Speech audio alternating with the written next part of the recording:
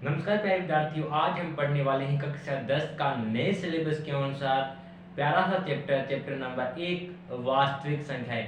आज प्यारे विद्यार्थियों हम जानने वाले हैं वास्तविक संख्याओं के बारे में और हम एक्सरसाइज 1.1 का अध्ययन करने वाले हैं। और आपसे दावे के साथ बोल देना चाहता हूं कि आपको एक भी ऐसा सवाल नहीं होगा जो आपको समझ में नहीं आएगा। प्यारे विद्यार्थियों, यकीन माना जो ये आपकी क्लास से होने वाली है वो आपके लिए बहुत बेहतरीन होने वाली है, क्योंकि मैं आपको इसके अंदर सिखाने वाला हूँ बिल्कुल जीरो लेवल से लेकर हाई लेवल तक लेके जाऊंगा। तो चलिए स्टार्ट करते हैं इस प्यारे से सेशन को, जिसके अंदर हम सीखेंगे वास्तविक संख्याएं।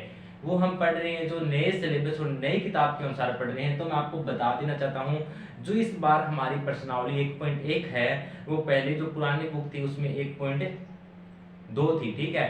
1.1 को हटा दिया गया, जो 1.2 प्रश्नावली थी वो 1.1 बन गई है, ठीक है। तो ये आपको थोड़ा सा ध्यान रखना है, ठीक है। देखिए सबसे पहले फर्स्ट क्वेश्चन क्या दिया है, उस क्वेश्चन पे आने से पहले हम थोड़ा सा वास्तविक संख्याओं के बारे में जान लेते हैं कि वास्तविक संख्या होती क्या है। तो वास्तविक संख्या आपने अभी तक क्या पढ़ी है कि वास्तविक संख्या अभी तक आपने पढ़ी है, जैसे मैं कहूँ कि सम संख्याएं, विषम संख्याएं, प्रिम्य संख्याएं, पूर्णांक संख्याएं, पूर्ण संख्याएं, अप्रिम्य, ये जितनी भी संख्याएं पढ़ी है अगर मैं कहूँ इन सबको आप मिला दे तो वो क्या होती है, वास्तविक संख्या, रियल नंबर होता है, ठीक है। तो आज के बाद आपसे पूछे कि वास्तविक संख्या क्या होती है तो आप बोल देना कि जितने भी सभी प्रकार की संख्याएं जिनको हम एक फिक्स मान बता सकते हैं, जैसे कि मैं कहूं कि √2 का मान 1.414 है, तो ये वास्तविक संख्या है। एक वह मान जिसको हमने देखा है, जैसे मैं कहूं कि 2 है तो 2 क्या है, एक रियल नंबर है, ठीक है। तो आज के बाद आपसे पूछे कि वास्तविक संख्या क्या होती है, वे सभी संख्याएं जिसका मान निश्चित है वे वास्तविक संख्याएं हैं, ओके। क्योंकि अगर हम मान लो कि वास्तविक संख्या पढ़ रहे हैं, अगर हमें ये मालूम नहीं हो कि वास्तविक संख्या क्या है तो हमें उसकी क्वेश्चन आने से कोई फर्क नहीं है। उसका मतलब हमने केवल रट्टा मारा है, उसके अलावा हमने कुछ नहीं किया। तो इसलिए थोड़ा सा जानना इंपॉर्टेंट होता है। जैसे जैसे आगे हम कॉन्सेप्ट आएगा वो कॉन्सेप्ट भी सीखेंगे, उससे पहले हम लेते हैं कि क्वेश्चन क्या कहता है। क्वेश्चन में बोला गया है कि निम्नलिखित संख्याओं की अभाज्य गुणनखंड के गुणनफल के रूप में व्यक्त कीजिए।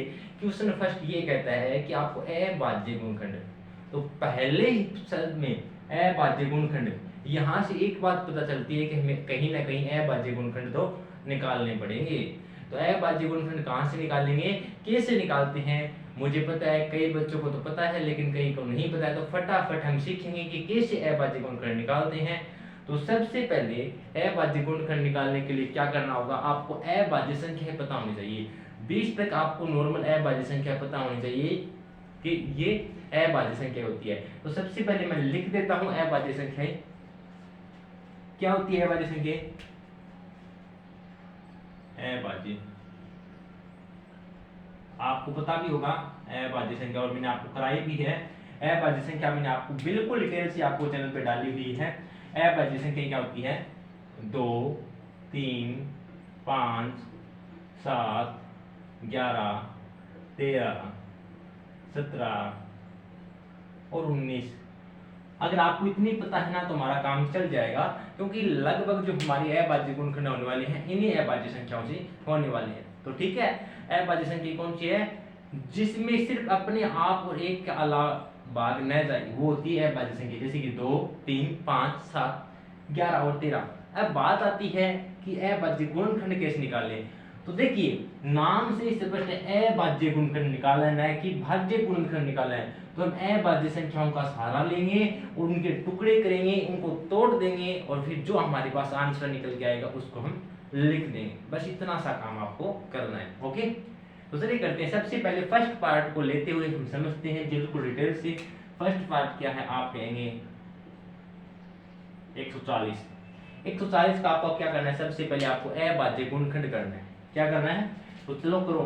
सबसे पहले जिस संख्या का आपको अभाज्य गुणनखंड करना है उसको एक ऐसे बॉक्स में बंद कर दो, यानी एक ऐसी रेखा खींच दो और एक ऐसी रेखा खींच दो।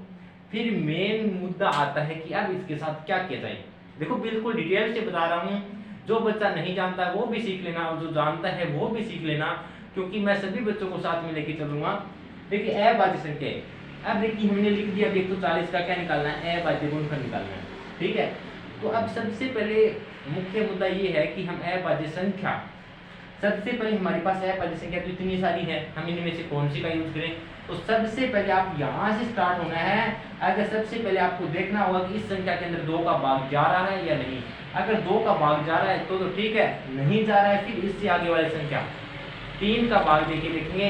अगर 3 का भाग भी नहीं जा रहा है फिर 5 का देंगे, अगर 5 का भी नहीं जा रहा है तो फिर 7 का देंगे। इसे आगे से आगे देके देखेंगे और मैं आपको बिल्कुल करना सिखाऊंगा। देखिए सबसे पहले अभाज्य संख्या क्या है? 2। तो इसके अंदर किसका भाग दो? 2 का भाग दो। 140 में 2 का भाग दो, बताओ क्या आएगा? आप कहेंगे 140 में 2 का भाग देती है, 140 में 2 का भाग देती है तो क्या आता है? 2 सता 14, क्या बच गया? 1 और 0 का 0, कितना आ गया? 70। यानी 2 का भाग दिया, कितना आ गया? तो जिस संख्या का आपने भाग दिया है उसके नीचे कितना आया है? 70। देखो 2 का भाग दिया 70 आया, तो 70 इसके नीचे लिख दो, ठीक है। उसके बाद वापिस देखो, जब तक आपको इस 2 का पीछा नहीं छोड़ना है, जब तक कि कह दे कि भाई साहब मैं अब इसके अंदर पूरा भाग नहीं जा रहा हूँ, और आपको पता कैसे चलेगा कि इसके अंदर 2 का भाग जा रहा है या नहीं जा रहा है? मेन इंपॉर्टेंट बात ये है कि पता कैसे करें इसके अंदर 2 का जा रहा है या फिर ऐसे थोड़ी ना है कि हम सभी का भाग दे के देखेंगे, इतना टाइम थोड़ी ना है हमारे पास। तो इसके लिए आपको क्या करना होगा? विभाज्यता के नियम जानना होगा कि विभाज्यता के नियम क्या कहते हैं। विभाज्यता का नियम ये कहता है, 2 का विभाज्यता का नियम ये कहता है कि जिस संख्या के लास्ट में इकाई का अंक, जैसे कि यहाँ पे इकाई का अंक है 0, दहाई का अंक 4, सैकड़े का अंक 1, तो अगर इकाई का अंक आपके पास 0, 2, 4, 6, 8 हो तो वो संख्या 2 से पूरी विभाजित होगी। तो प्यारे विद्यार्थियों, मैंने आपको करवाया भी है विभाज्यता के नियम, आपको बेसिक मैथ के नाम से प्लेलिस्ट मिलेगी, वहां पे आपको जाना है और वहां से आपको विभाज्यता के नियम देखना है। फिर देखना वास्तव में आप चुटकियों में पता कर सकते हैं इसमें किस संख्या का भाग जाएगा, ठीक है। तो आप देखिए इसके लास्ट में भी 0 आ रहा है, इसका मतलब इसमें भी 2 का पूरा भाग तो जा रहा है। तो चलो इसमें भी 2 का भाग दे दो। जब इसमें 2 का भाग देंगे तो क्या आएगा? 70 में 2 का भाग दो, क्या आएगा? 70 में 2 का भाग दो। आपने कहा 2 दिया 6, 1 बच गया, 2 बन गया 10, कितना आ गया? 35 आ गया। कितना आ गया? 35। तो यहाँ पे क्या लगा दो? 35। अब आती है बात, क्या वापिस इसमें 2 का भाग जा रहा है? तो मैंने अभी बताया जिस संख्या के लास्ट में 0, 2, 4, 6, 8 हो वो तो 2 से पूर्ण विभाजित होगी। हमें पता चला इसका इकाई का अंक तो क्या है? 5 है, इसका मतलब 2 से तो भाग नहीं जाएगा। फिर 3 का विभाज्यता, देखो मैं साथ साथ बता रहा हूँ विभाज्यता का नियम। 3 का विभाज्यता का नियम क्या होता है कि जिनके अगर संख्या के अंकों का योग, मान लो कि ये संख्या है 3 और 5 का योग किया 3 और 5 8, इसका योग किया 3 और 5 8, क्या 8 में पूरा का पूरा 3 का भाग जा रहा है? तो नहीं जा रहा है। अगर संख्या के योग में भी 3 का पूरा भाग नहीं जा रहा है तो वो 3 से विभाजित नहीं होगी। तो फिर देखो 3 से भी काम नहीं चला, फिर 5 पे आती है। 5 का विभाज्यता का नियम क्या कहता है कि इकाई का अंक या तो 0 होना चाहिए या फिर 5 होना चाहिए, ठीक है। तो हमने कहा इसका लास्ट में 5 है तो 5 का भाग दो। 35 में 5 का भाग देंगे तो क्या आएगा प्यारे साथियों? 35 में 5 का भाग दो, आपके 5 सता 35, कितना बचा? 0। यहां से क्या निकल के आ गया? 7। अब देखो 7 में किसका भाग देगा? 7 एक खुद अभाज्य संख्या है तो सिर्फ 7 में सिर्फ 7 का ही भाग जा सकता है, 7 एकम 7। तो देखिए 143 का अभाज्य गुणनखंड किया, हमारे पास क्या आ गया?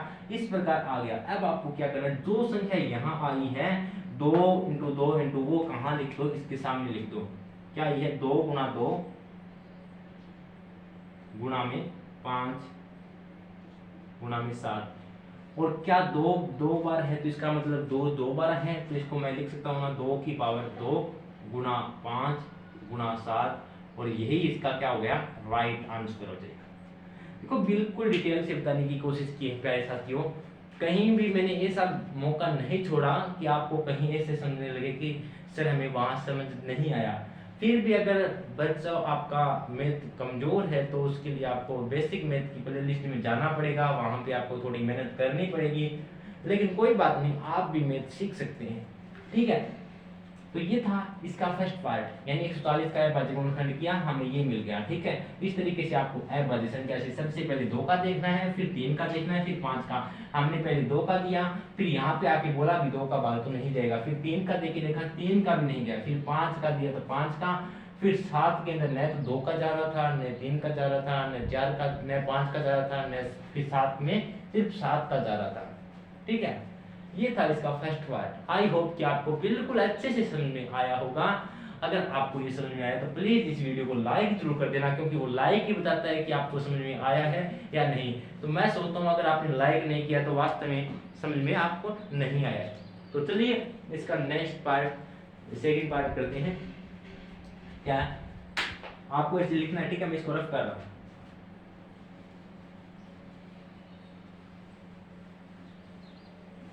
सेकंड पार्ट क्या कहता है ये देखो। सेकंड पार्ट में दिया गया है कि 156 का करना है आपको। किसका करना है?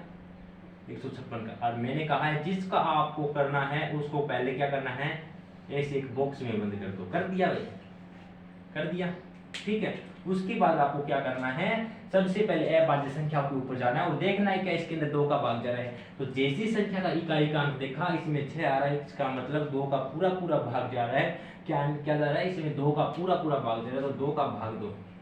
2 का भाग दिया, 2 7 14। देखो अब ऐसे में हर संख्या में आपको भाग देके नहीं दिखाऊंगा, ऐसे आपको भाग खुद देके देखना है कि इसके अंदर 2 का भाग देंगे तो क्या आएगा। Okay, I am fine. मैं आपसे आशा करता हूं कि आप इसका भाग देना जानते हैं, ठीक है, आप खुद भाग दे सकते हैं, ठीक है। लेकिन फिर भी प्यारे साथियों, अगर आपको भाग देना भी नहीं आता तो भी मैंने इसका सॉल्यूशन आपको दिया है, वो भी मैंने आपको सिखाया है। कुछ भी चीज आप ये तो बोल के देखो सर हमें वो नहीं आ रहा, वो आपके चैनल पे नहीं है, आपको हर एक चीज डाली हुई मिलेगी। क्योंकि मैंने सबसे पहले मैथ पढ़ाने से पहले आपका कॉन्सेप्ट था जितना, उनके ऊपर वीडियो बनाया, क्योंकि मुझे पता है कि बच्चों का यही कारण होता है मैथ कमजोर रहने का। इसलिए सबसे पहले मैंने उन टॉपिक पर फोकस किया, क्योंकि मैं जानता हूं कि मैथ कमजोर रहने का केवल वही कारण है कि उनका कॉन्सेप्ट क्लियर नहीं होता है, ठीक है। तो देखिए अब इसका 2 का भाग देंगे, क्या आएगा, 2 का भाग दिया, 2 7 14, 1 बच गया, 2 8 16। देखो मैं तो इसे फटाफट कर रहा हूँ। अब आप कहेंगे सर क्या हम भी ऐसे फटाफट भाग कर सकते हैं? हाँ कर सकते हैं। जिस दिन आपने अच्छी प्रैक्टिस की उस दिन मानो कि आप क्वेश्चन को देखते ही उसका आंसर बता देंगे, यानी भाग को देखते ही उसका आंसर बता देंगे। अब इसके अंदर वापस 2 का भाग आ रहा है, कैसे पता चला कि इसका इकाई का अंक 8 है? क्या है, इकाई का अंक 8 है, तो 2 का भाग दो, क्या आया, 2 3 6, 2 9 18। अब कितना आ गया, 39 आ गया। 39 में इकाई का अंक क्या आ गया, 9 आ गया। इसका मतलब 2 का तो भाग नहीं जाएगा। तो फिर 3 पे आते हैं। चलिए 3 से मुकाबला करते हैं, क्या 3 काम आ जाए? तो 3 का नियम क्या कहता है कि अंकों का योग करो। अंकों का योग क्या है, 9 और 3। देखो 3 + 9 किया, कितना आया, 12। क्या 12 में 3 का पूरा पूरा भाग जा रहा है? आपने कहा 3 2 के 12, यानी अगर अंकों का योग किया उसमें 3 का पूरा पूरा भाग जा रहा है, मतलब वो 3 से पूरी पूरी कटेगी। यानी इसके अंदर आप क्या कर दो, 3 का भाग दो, क्या आएगा, 3 एकम 3, 3 3 9। अब आपको पता है कि 13 क्या है, खुद एक अभाज्य संख्या है, तो सिर्फ 13 के अंदर 13 का ही भाग जाएगा। तो यहां से मैं लिख सकता हूं 2 × 2 × 3 × 13, 2 गुणा, और 2 2 बार है, क्या मैं 2 की पावर 2 लिख दूं, गुणा 3 × 13, और यही आपका राइट आंसर हो जाएगा। बिल्कुल प्यारा सा छोटू सा क्वेश्चन था। आई होप कि आपको अब आनंद आने लग गया होगा कि अभाज्य गुणनखंड कैसे निकालते हैं। तो प्यारे साथियों, ये था आपका सेकंड पार्ट, कैसा लगा जरूर बताना। इसका थर्ड पार्ट देखते हैं हम कि क्या कहता है। इसमें आपको फटाफट अपने साथ रफ कॉपी रखनी है, उसके अंदर आपको देखना है कि क्या हमारा राइट आंसर सही आ रहा है। जहां आप अटके रुके वहां आपको देखना है कि हम कहाँ अटके, ठीक है। जिस दिन आपने साथ साथ यानी वीडियो देखते समय साथ साथ अगर आपने प्रैक्टिस की ना, वो आपके दिमाग में ऐसे फिट होता है कि मानो आप कभी भूलते नहीं है, ठीक है। तो सबसे पहले 3825 की बात करते हैं। 3825, ठीक है। इस मैंने बताया जिसका आपको क्या करना है, अभाज्य गुण करना है, उसको ऐसे एक बॉक्स में बंद कर दो। कर दिया तो सबसे पहले क्या कहता है, हमने जैसी संख्या को देखा तो इसका इकाई का अंक तो इस बार 5 मिल गया, और मैंने कहा था जिसके इकाई का अंक 5 मिल जाए उसमें 2 का भाग नहीं जाएगा। क्या 3 का भाग जा रहा है? तो इनका योग करके देखो, 3 और 8 11, 11 और 2 11 और 2 13, 13 और 5 18, यानी इनके संख्यों का योग किया, 3 का पूरा पूरा भाग जा रहा है, तो इसका मतलब 2 का नहीं जाएगा, क्योंकि इसका इकाई का अंक 5 है। मैंने कहा था अगर इकाई का अंक 0 2 4 6 8 हो तो 2 का भाग जाएगा। तो 3 का लेके देखते हैं, ठीक है। 3 का भाग दिया तो क्या आया, 3 एकम 3, 3 दूनी 6, 3 सत्ता 21, 3 पंजा 15। वापिस से 3 का भाग जा रहा है, 3 चौके 12, 3 दूनी 6, 3 पंजा 15। क्या वापिस से भाग जा रहा है? आप कहें यस सर। 3 एकम 3, 3 चौके नहीं जा रहा, इस बार नहीं जा रहा, क्योंकि 4 और 2 6 और 6 और 5 11 अंकों का योग किया हमने। 4 और 2 6 और 5 11 होता है कि 11 में 2 3 का भाग जा रहा है, नहीं। तो फिर आते हैं 5 में। मैंने कहा इकाई का अंक 5, उसमें तो कन्फर्म ही 5 का भाग जाएगा, यानी इसके अंदर बेझिझक 5 का भाग दे दो। 5 5 8 40, 2 बच गया, 5 50 25। वापिस से 5 का भाग जा रहा है, 5 एकम 5, 3 बच गया, 5 7 35। लेकिन हम जानते हैं 17 एक खुद अभाज्य संख्या, तो 17 में सिर्फ 17 का ही भाग जाएगा, क्योंकि जो अभाज्य संख्या होती है अगर वो आपके पास आ जाए तो ये मान लेना कि उसमें सिर्फ 17 का ही जाएगा, क्योंकि वो अभाज्य संख्या है, वो नहीं कटेगी। अभाज्य संख्या का मतलब भी होता है कि उसमें किसी भी संख्या का भाग नहीं जाएगा। तो क्या आया, 3 गुणा 3 गुणा, लिख देना आप 3 की पावर 2 गुणा 5 की पावर 2 इंटू 17। ये आ गया आपके पास, कितना आ गया, 3 की पावर 2 गुणा 5 की पावर 2 गुणा 17। इस तरीके से आपको अभाज्य, इसने कहा अभाज्य गुणनखंड की हमने, इनके गुणनफल के रूप में लिख देना, ऐसे ही लिखना है, ठीक है। बिल्कुल आसान सा क्वेश्चन था, ठीक है। इसका फोर्थ पार्ट करते हैं। क्या कहता है फोर्थ पार्ट, आप फटाफट अपनी कॉपी में करो, मैं करूं उससे पहले आप फटाफट अपनी कॉपी निकालो और उसमें करो, और जहां आपको ऐसे लगे कि इसमें सर अब क्या करें, वहां पे आपको बोर्ड पे देखना है, फिर देखना समझने में कितना आनंद आएगा। क्या कहते हैं पार्ट नंबर 4, आप कहेंगे 5005। मैंने कहा जिस संख्या का चाहिए उसको ऐप बॉक्स में बंद कर दो, कर दिया सर। सबसे पहले आपको देखना है इसका इकाई का अंक 5 2 है या 4 है, यानी सम संख्या है। आप कहेंगे नहीं है सर। उसके बाद हम क्या देखते हैं, क्या इसका योग 3 और 5 और 5 कितना होता है 10, क्या 10 में 3 का भाग जा रहा है, इसका मतलब पूरा पूरा भाग नहीं जा रहा है, तो ये 3 से विभाजित नहीं होगी। लेकिन उसके बाद इकाई का अंक 5 है, तो 5 का तो पूरा पूरा भाग जाएगा, क्योंकि मैंने 5 का विभाजिता का नियम आपको बताया था। जिस संख्या की इकाई का अंक 0 या 5 होगा उसमें 5 का तो पक्का पक्का भाग जाएगा ही। लेकिन अब एक बात आपके दिमाग में आई होगी कि सर वहां पे मान लो कि 0 था, ठीक है, 0 हो तो उसमें 2 का भी भाग जाता है और 5 का भी भाग जाता है, क्योंकि इकाई का अंक मैंने बोला था 0 2 4 6 8 हो, तो उसमें 2 का भाग जाएगा और 5 का भी। तो सबसे पहले ऐसी कंडीशन में आपको 2 का भाग देना है, न कि 5 को वरीयता देनी है, 2 का भाग देना है, क्योंकि मैंने कहा सबसे पहले यहाँ से स्टार्ट करनी है। अगर ये न जाए तो फिर आगे चलना है, अगर इससे काम चलता हो तो आगे हमें नहीं जाना है। ओके, तो इसमें 5 का भाग देंगे तो क्या आएगा, 5 एकम 5 0 0, 5 एकम 5। क्या इसमें 5 का भाग जा रहा है? अब ये बताओ। अब आप कहेंगे सर न तो 5 का भाग जा रहा है, न 2 का जा रहा है, न 3 का जा रहा है, तो उससे आगे क्या आता है 7 का भाग जा रहा है। क्या 7 का भाग जा रहा है इसमें? देखो 7 एकम 7 और 3 बच गए, 7 चौके 28, 2 बचे, 7 का भाग जा रहा है इसके अंदर, तो 7 का भाग दे दो। 7 एकम 7, 3 बच गए, 7 चौके 28 और 2 7 तिया 21, कितना आ गया 143 आ गया। अब बताओ क्या इसके अंदर 3 का भाग जा रहा है? 143 आ गया पहले साथियों। क्या 143 में किसका 3 का भाग जा रहा है? आप कहेंगे नहीं जा रहा है सर।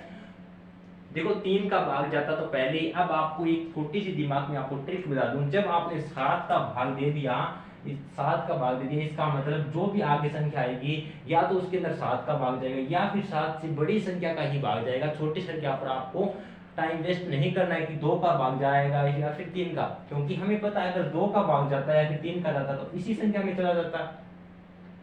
ठीक है, तो आपको ऐसा नहीं करना है। आपको क्या करना है, 7 से बड़ी संख्या क्या है 11, क्या 11 का भाग जा रहा है? हाँ 11 का भाग जा रहा है।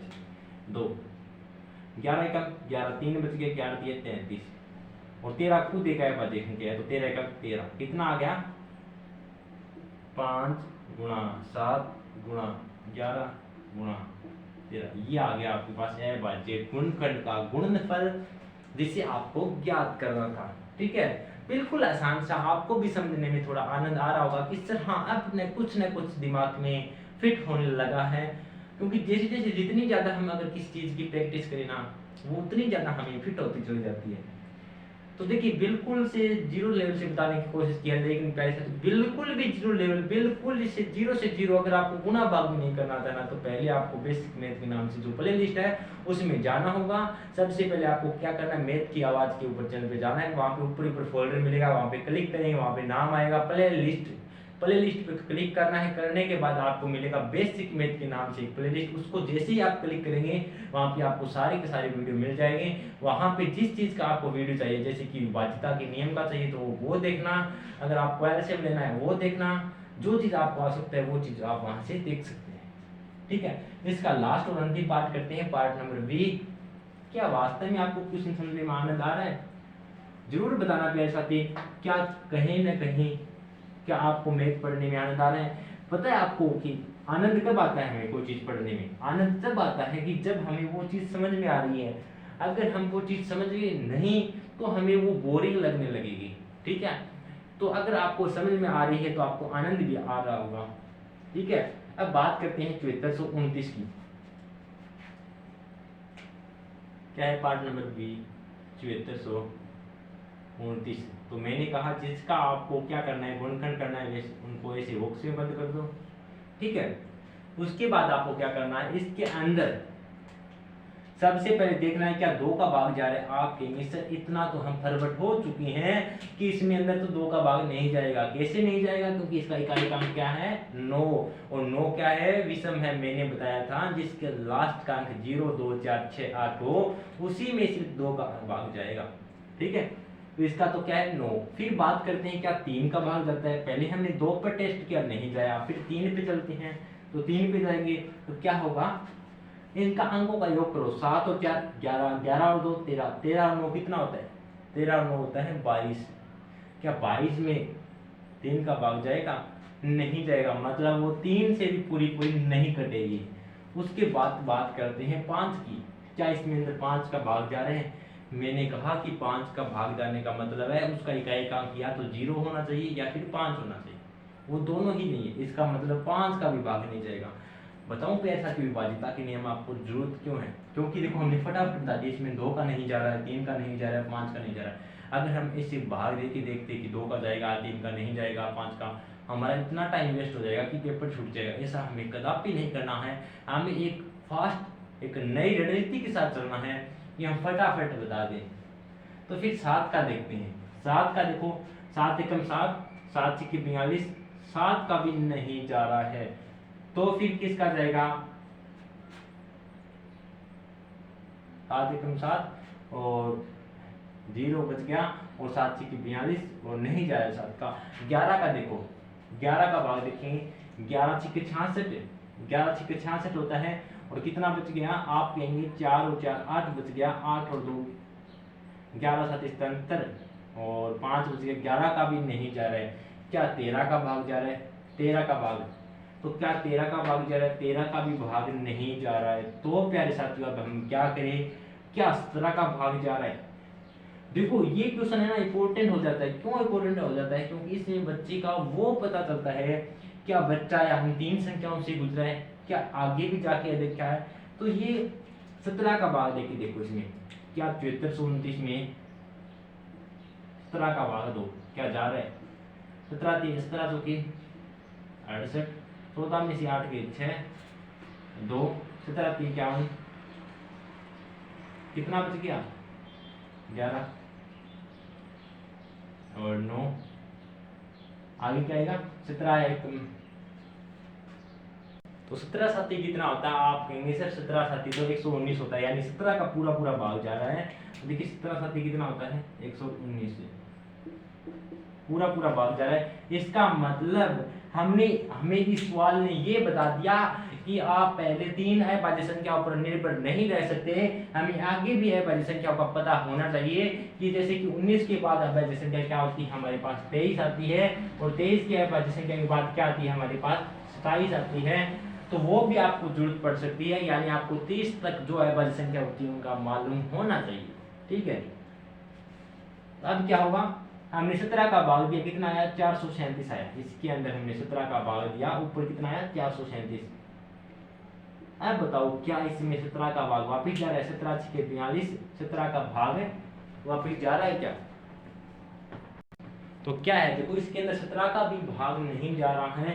क्यों नहीं जा रहा है कि 17 दूनी 34 और कितने बच गए, 17 दूनी 9 बच गए, 9 और 7 17 का भी पूरा पूरा भाग नहीं जा रहा है। पहले साथियों इसके अंदर आपको भाग देके देखना पड़ेगा। थोड़ा सा अच्छा लेवल का सवाल है, लेकिन बच्चे जो अच्छे से करेगा वो बिल्कुल सही करके आएगा।